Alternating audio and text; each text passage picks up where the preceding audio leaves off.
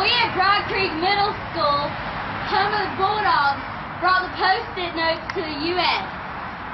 You're watching CNN Student News. Take it away, Carl! Whee!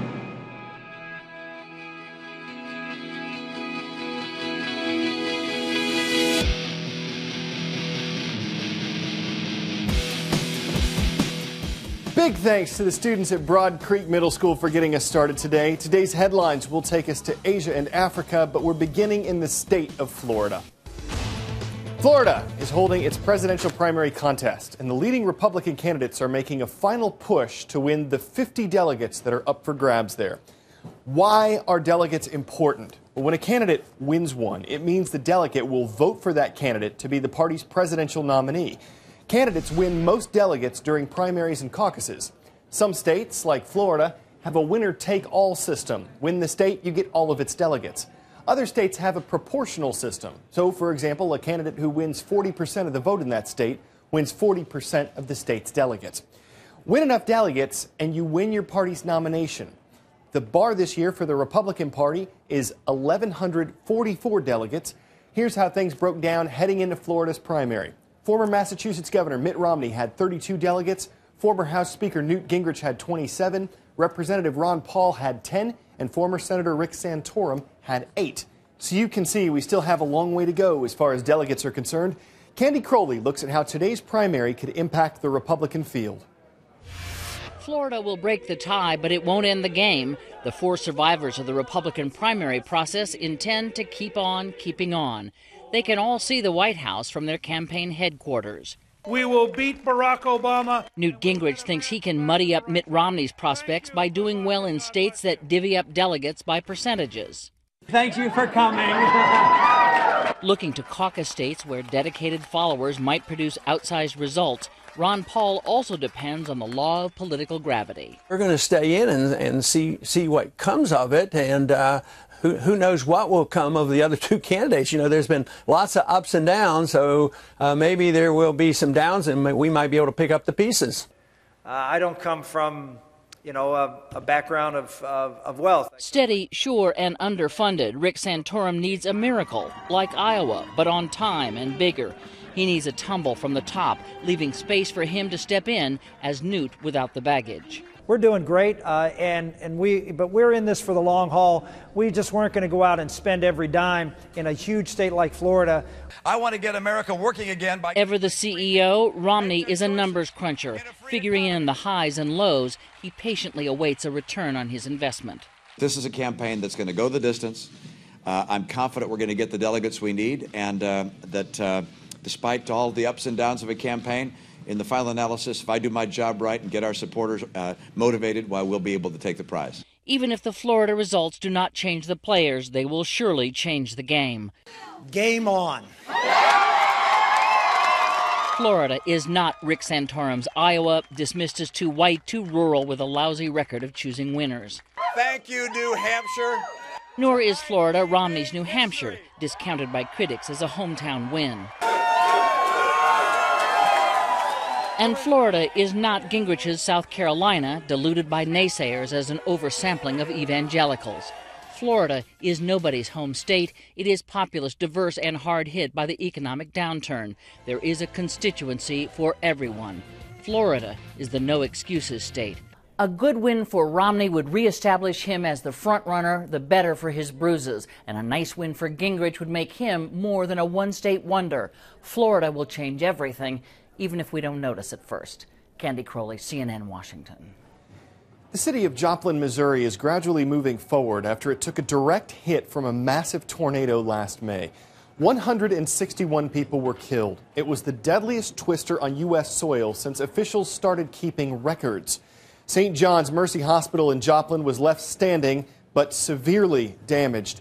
On Sunday, a demolition crew started taking down the old building, but that was just the first ceremony in Joplin on Sunday. There was also a groundbreaking at St. John's new site. The hospital's president said it's hard to say goodbye to the old building, but he's glad to be moving ahead and looking to the future. See if you can ID me. I have an emperor, but my government is run by a prime minister. I have the world's 10th largest population, but I'm smaller than California. I'm an island nation that's part of Asia.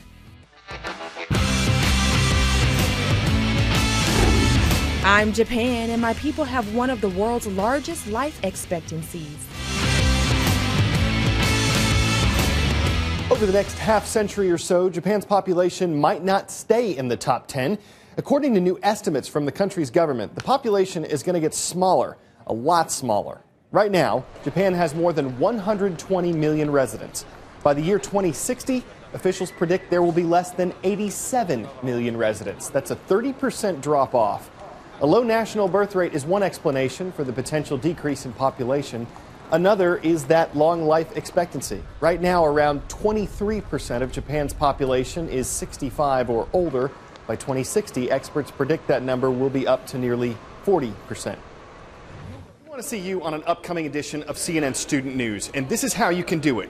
You can record yourself on either a camera or a phone like you see me doing right now, talking about Black History Month. It's next month. We want you to tell us in 60 seconds or less about an important figure in Black history. We don't want to hear any music or see any pictures. We just want to see you talking.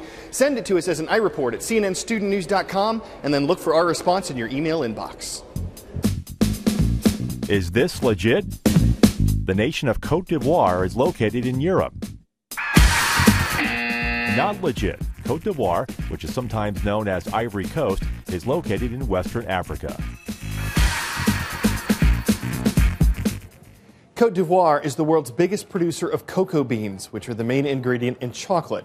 When we eat a candy bar, we don't think about who harvested the cocoa beans it's made out of. But as David McKenzie shows us, sometimes it's kids who are younger than you are, and they don't have a choice about the work they're forced to do. On this farm, we find Abdul. He survived 3 years of work. He's just 10. He earns no wages for his work, he says, just food, the occasional tip from the owner, and the torn clothes on his back. Put in the simplest of terms, Abdul is a child slave. We move away from the group so he can speak more freely, and through our translator, he tells us his story. If he had a choice, he wouldn't work.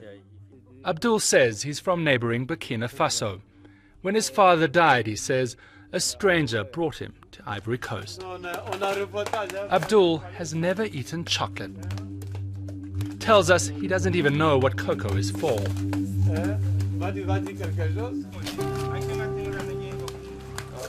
We met Yaku on the same farm, also from Burkina Faso.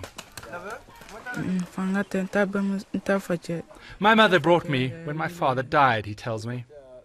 Yaku insists he's 16, but he looks much younger. His legs bear machete scars from hours clearing the bush. The emotional scars seem much deeper. I wish I could just go to school, he says, to learn to read and write. But Yaku says he's never spent a day in school. Teachers, that report was part of CNN's Freedom Project. It's part of the fight to end modern-day slavery. If you go to the Spotlight section at cnnstudentnews.com, you can access our free teacher's guide on the Freedom Project. What's the one ingredient you need for a great winter carnival?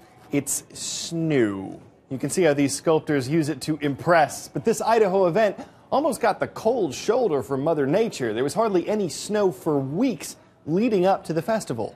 No snow, no sculptures. Organizers were ready to change the rules, but some last-minute flurries provided plenty of building material and sent sculptors on a mad dash to craft the cool creations. You know, when that snow finally did fall, it sent the artists into a flurry of activity. They might not have had as much time to build. They did get a great story out of it, though. And for the champion, we're sure it was a win to remember. Not sure that worked, but it's a nice way to end today's program. For CNN Student News, I'm Carl Azus. We'll see you.